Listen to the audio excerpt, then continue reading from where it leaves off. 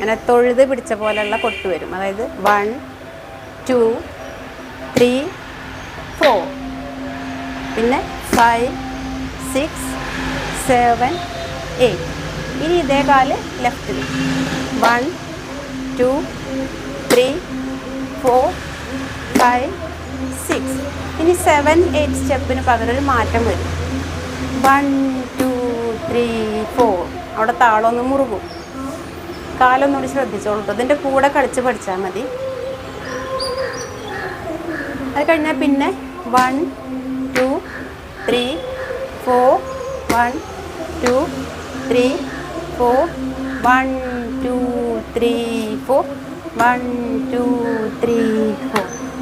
അതായത് കാല് മാത്രമായിട്ട് കാണിക്കുമ്പോൾ നമ്മളിങ്ങനെ കൊട്ടിയെടുക്കുന്ന സ്റ്റെപ്പില്ലേ, അതേ കാലാണ്. കൈയിൻ്റെ ഇത് മാറുന്നു മാത്രം. 1 2 3 4 1 2 3 4.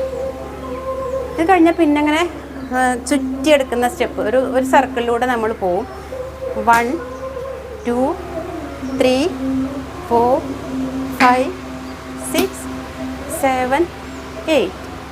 വീണ്ടും ഒന്നുകൂടെ വരും. 1 2 3 4 5 6. ഈ 6 കഴിഞ്ഞാൽ, അതായത് 5 6 കഴിഞ്ഞാൽ പിന്നെ 1 2 3. അവിടെ സ്പീഡൊന്ന് കൂട്ടി, അതായത് സർക്കിളിലൂടെ തന്നെ നമ്മളൊരു വട്ടം മനസ്സിൽ കണ്ടിട്ട് ആ വട്ടത്തിൻ്റെ മുകളിൽ നിന്ന് താഴേക്ക് എത്തും. താഴെ നിന്ന് വീണ്ടും അതുകൂടെ തന്നെ എത്തും. അത്രയും എത്തിക്കഴിഞ്ഞാൽ പിന്നെ 1 2 3 4 ഇങ്ങനെ അങ്ങ് എടുക്കും. ഒന്നുകൂടെ 1 2 3 4. ഇതാണ് സ്റ്റെപ്പ് വരുന്നത്. കൊട്ടി പേരിനടിക്കും. ആദ്യം നമ്മുടെ പേരിന് നോക്കും, പിന്നെ അടിക്കുമ്പോൾ അപ്പുറത്തെ പേരിന് നോക്കും. ഇത്രയാണ്. ഇത് നമുക്ക് പാട്ടിൻ്റെ ഒപ്പം ഒന്ന് കളിച്ചു.